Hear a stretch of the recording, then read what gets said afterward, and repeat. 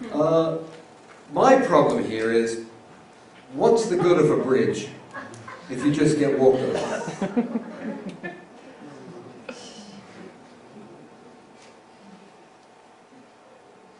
It's also, I commit myself to. It's a bit religious, isn't it? You know, my life is devoted to something higher. Yeah, anyway, which means you're down below. Anyway, yeah, you get the metaphor. It goes on. I will endeavour to translate the original message faithfully to satisfy the needs of the end users.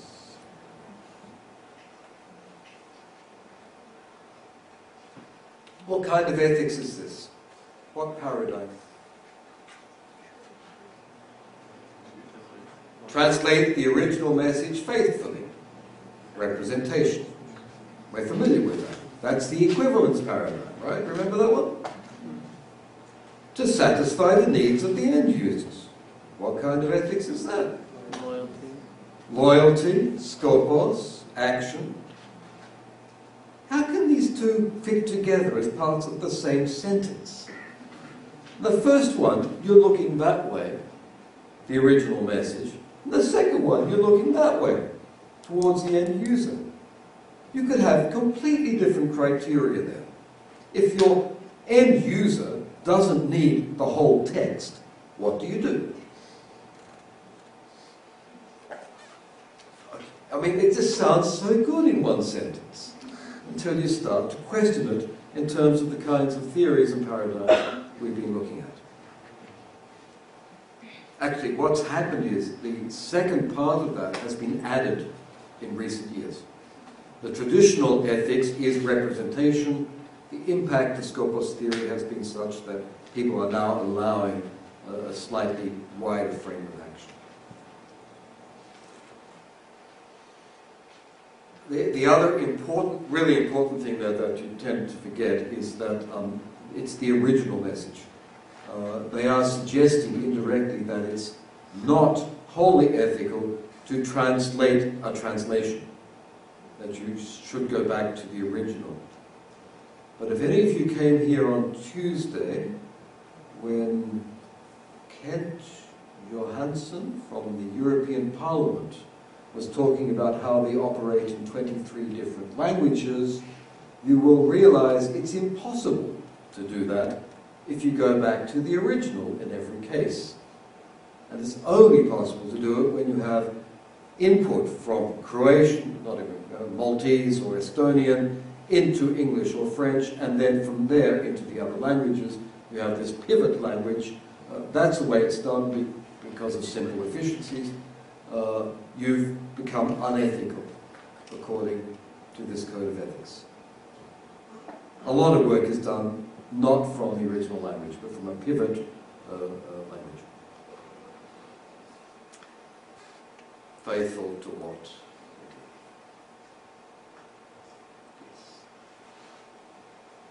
Yes, and the message. From the perspective of deconstruction and indeterminism, sorry, what is this message? It's an act of faith. Okay. All right, let's move on. Okay, good. I acknowledge that this level of excellence, I mean, it's got to be real excellence. If you can combine all those things in one performance, you're doing very well. It requires mastery of the target language equivalent to that of an educated native speaker. This is interesting. It's changed. Traditionally, it was you have to be a native speaker.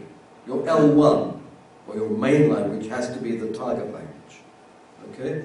Now it's changed because of the demands of so many parts of the world where we don't have enough speakers of English to translate into English.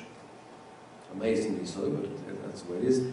And in any small culture or small language, you'll find many, many translators going out of their main language into English these days, just through economic necessity. That's recognized there. They do have very good English. That's fine. Why just the target language, though? They don't say anything about the source language. Most peculiar. I also point out that one of the long-standing debates in interpreting theory at the United Nations has been the Russians' insistence that the interpreter should work from their main language into their foreign language, L2, L3, or B or C language for you here. Whereas all the other booths in the United Nations held the opposite, that you would be interpreting into your main language. Why would Russians have a different code of ethics? Why would they be so different? Can anybody Russian here elucidate? No. No? Russian. It's exactly. They don't trust anybody else to understand them, and they're going to make sure that they control the outgoing message. It's mistrust of the other interpreters, I think. But it's also quite legitimate. I find occasionally I've had to interpret into my B language, which is actually French, believe it or not. And I'm quite happy with the result, because I've got a really, really heavy English accent. But the person I'm interpreting is an English speaker. So for me it's sort of logical, isn't it? That if you're listening to an English person in French, they should have an English accent. Anyway, I've been justifying that for years. Alright, so it's questionable. You could question. And the Russians have questioned it, and there are very good reasons. I also notice, I hope interpreters do that you do try to interpret out of your second or third language. Because it's so good, it feels so great. Because you've got more time to reformulate. You know, your understanding, your comprehension is faster, and it opens up space for reformulation. And I was convinced I was much better into French than into English. Unfortunately, the French receivers didn't agree. All right, up-to-date knowledge of subject matter and terminology in both languages. Very peculiar formulation in both languages, but they've only talked about one language. Strange, is it not? Access to information resources and reference materials and knowledge of the tools of my profession. Which I found interesting, because this is new as well. The technology has come in. It doesn't say you have to be able to use them, you have to know about them. So sort of translation memories, you've got to know it's over there somewhere. But a lot of, not our generation, your generation should be very good with translation memories, incorporating machine translation, at least. But you're aware that the older generations, there's still a lot of reticence to use translation memory. And that sort of recognise that. Now, okay, efforts to improve, broaden and deepen my skills and knowledge. All right, why not? What's interesting for me in that lot is that it assumes that you, as a translator or interpreter, are going to work alone. Now, when I studied medieval translation practices, they would never have had anything like that, because they were always working in teams. You know Arabic, you know Latin, somebody knows astrology, you get together and sort out the text, speaking whatever you can. And teamwork would produce the translation. It wasn't until Etienne Dolet in 16th century France that you get the first code of ethics that says the one person should know both languages. That you get the individual translator in philosophical, religious, or literary texts. Prior to that, teamwork was quite normal. What's interesting to me now is that a lot of translating, the volunteer translating the stuff for Wikipedia, the stuff for Facebook, etc., or if you go into Google Translator Toolkit, it's built that way so that you can work as a team. You can be translating with other people. as it was in the Middle Ages. Unfortunately, the Code of Ethics has put in this enormous presupposition that you are going to work alone. Perhaps in future you won't want to work alone, and you won't be able to, in any case. Localization projects involve teams. Teamwork is not envisaged in this Code of Ethics.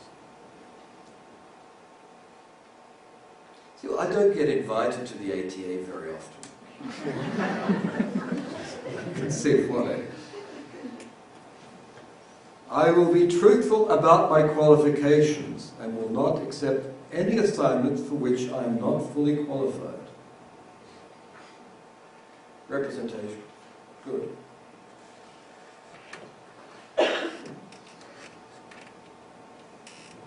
Can I tell you, I mean, everybody gets an assignment and you don't know about it. And you get very good at learning things very quickly. You know, when I was doing my medical conferences, I spent 3 days reading medical assignments on the topic. And qualified? No way. If I was qualified, I'd be a doctor and I wouldn't have to be an interpreter. Okay, so qualified. I will safeguard the interests of my clients as my own. This is rather Christian and religious. You know, love thy neighbor as thyself, your client as your own interest, right? And divulge no confidential information. I have nothing ironic or pejorative to say about that. It's absolutely important, and it does happen. It happens in the most unexpected ways, incredibly important situations, and I can't tell you about them.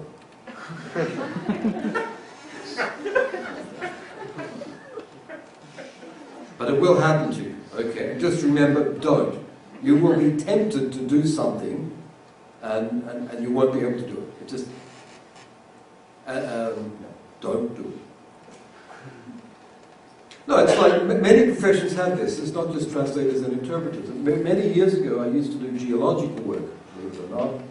And the Code of Ethics is that a geologist cannot hold shares in a mining company. Because, you know, we discover lots of things out there, and if we rush to the stock exchange, the bourse, and tell them, you know, buy a share, we could make a fortune. But you will lose very quickly all employability as a geologist. It's a bit like that. You will be tempted to make some money out of the privileged knowledge you get. And you can make some money, but you will lose your profession. Now this is really peculiar. I will notify my clients of any unresolved difficulties. If we cannot resolve a dispute, we will seek arbitration. Now, when I first read that, I figured, you know, if you don't know what this is in the text, go and ask the client. And if you start doing that, you come to the client and you say, hey, you know that translation you gave me last week? Well, I've got a few problems. I've got 10 pages of questions on the... You don't do that. Okay, you solve as much as you can or ask fellow translators, etc.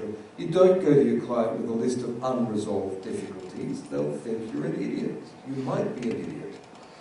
You've got to maintain trust. The ethics of trustworthiness means that you're not going to divulge your doubts, your legitimate doubts and uncertainties. The nature of language means that you have doubts and uncertainties. You're going to resolve them in the kitchen, asking colleagues, asking around. You're not going to go to your client and compromise your trustworthiness by revealing your uncertainty, even though you are uncertain. Okay? And that is ethical, I think. I don't think it's ethical to take a whole lot of unresolved conflict. What they are referring to there, though, are not semantic misunderstandings or doubts about language. They're more doubts about payment. When clients don't pay you enough or on time. Depending on where you are in the world, that is a real problem. Basic things you should learn. I think you have a course in translating as a professional practice, or interpreting as a professional practice. Big job, get a contract. Get the contract, get it signed. It will protect you later on. Figure out how much you're going to get paid and when you're going to get paid and what kind of penalties are in place for late payment. Get it signed. Because when they're talking about arbitration, they're talking about that, getting paid. That's just business. That's any business, not only translating and interpreting. Got about 2 minutes left. We're going to look at this afterwards. I will use a client as a reference only if I'm prepared to name a person to attest to the quality of my work. I don't know what that's all about. Okay, you want to get a job. In your resume, you list your clients. You tell the clients, can I use your name in the resume? And I think that's all they're talking about. So contact the person before you use the name. But that's just straight business and common sense. Do not put in the names of your enemies. I will respect and refrain from interfering with or supplanting any business relationship between my client and my client's client. Do not steal your girlfriend's boyfriend. Or vice versa. It's the same thing, right? And this happens, it happens all the time in business. I don't know about your life, but I used to get a lot of work through agencies and companies.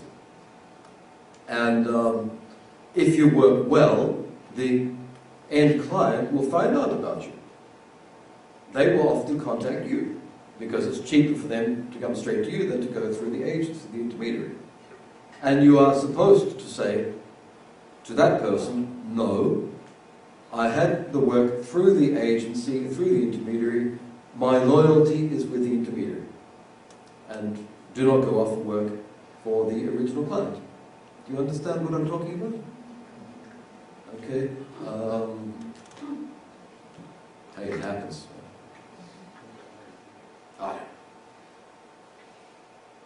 I don't know. I mean, my best clients have got to be like that, but 2 years later, 2 years later they phone you up and say, can you do a big job? Oh, after 2 years, yeah. It's a bit relative, but if you're working for a company or an agency and they find that you are effectively taking clients away from them, you can be sure that they'll not only strike you out of their lists, but they will tell a lot of other people. And with LinkedIn these days, it's very quick, it's very fast for people to bad mouth you, and you will soon find it hard to get good jobs. Okay, so it's a practical recommendation, I think, that if you do steal clients, you are running risks. Okay, so to summarize, in this short text, and you're going to look at this in more detail later, I find some shortcomings. There's only one metaphor for a very diverse profession. I've mentioned teamwork, but you can imagine how does this apply to subtitling, for example, or to medical encounters where people are interpreting about life or death between very different cultures and educational levels. Can you keep this one code of ethics for that? It assumes a message. It assumes it has this idealistic thing that there is one thing there to understand, and I don't share that assumption. It's not interested, it doesn't contemplate conflict between the various criteria, notably between use and representation.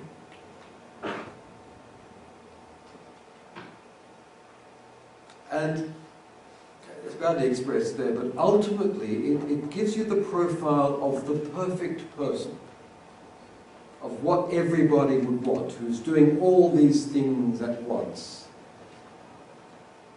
who has all this knowledge, who is updating their knowledge. In the end, we're just human.